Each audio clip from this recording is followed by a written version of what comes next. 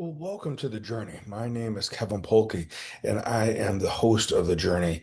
And today we are going to have a reflection, actually reflecting on something that I read over the last couple of days from a friend of mine, PJ Capozzi. He is the superintendent of Oregon School District, just south of here, and he writes an email out to some followers, a few times a week, and this one particularly caught my attention. And he talked about uh, this concept of everyone wants greatness, and I was like, all right, wonder what this could look like. From my background as an athlete and as a business owner.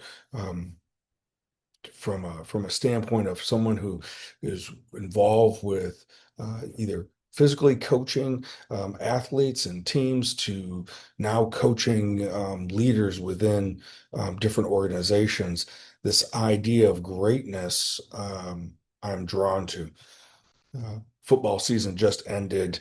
Uh, the Olympics just wrapped up. We just wrapped up with the high school state tournament. The NCAA basketball and wrestling tournament will be coming up. Those are some of the things that I look forward to every year. Um, the opportunity to see someone um, prepare and then perform at a high level is one way for me to look at greatness. Friends of ours, son, we watched him as a freshman playing Division I hockey for at that time, the school was the University of Maine. He played for them for 2 years.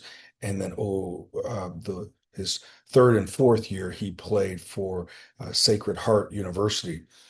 Watching him progress and develop over that time period, um, and then seeing him play over the weekend as the captain, as a senior and their captain.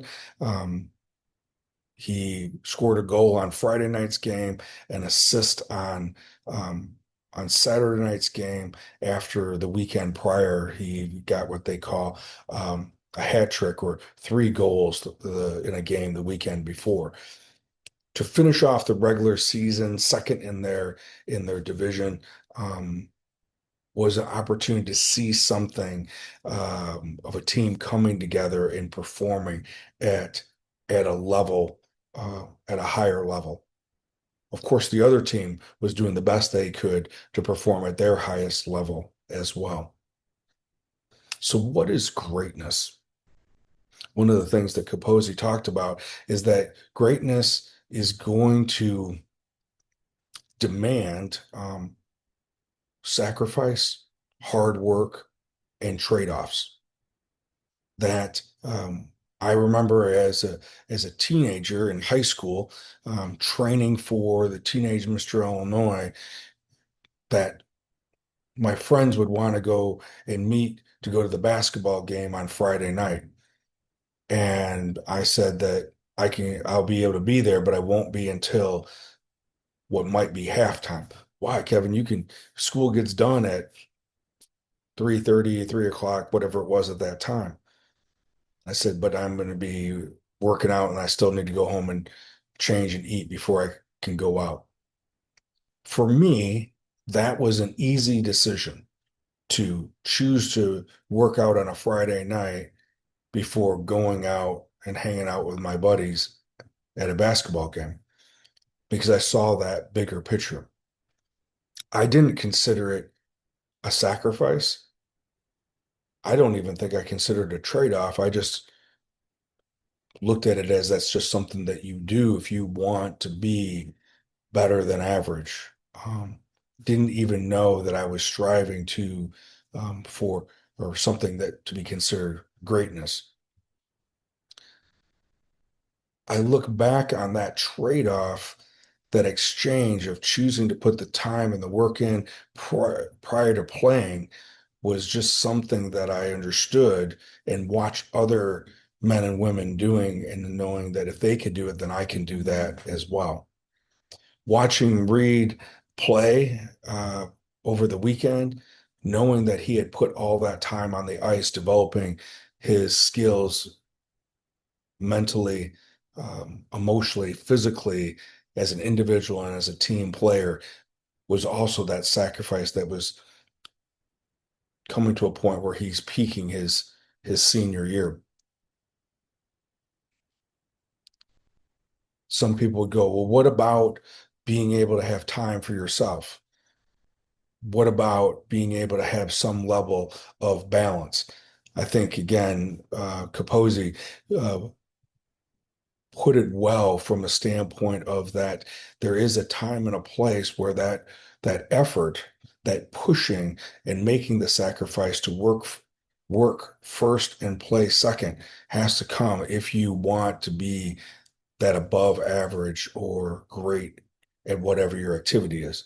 And this could be, I've been talking about sports, but it could be in the arts, it could be in academics, it could be in business, it could be in a relationship.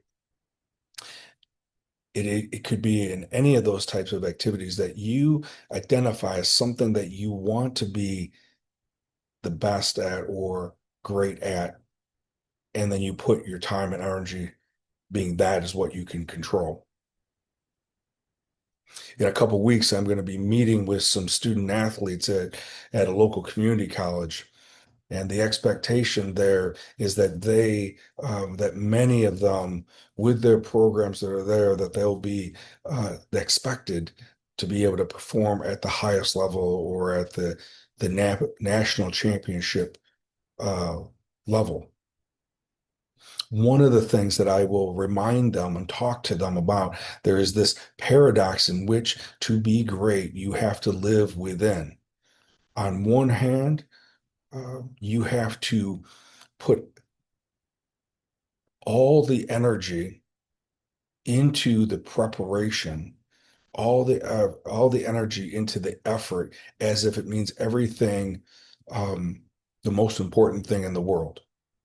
On one hand, that dedication, that commitment, that sacrifice has to be of the utmost importance and the energy put into it on the one hand. And at the other hand, knowing that the outcome doesn't matter.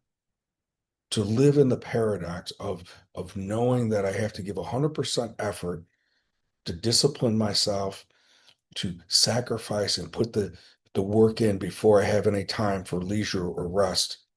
And at the same time, knowing that the outcome is not as important as it is the journey.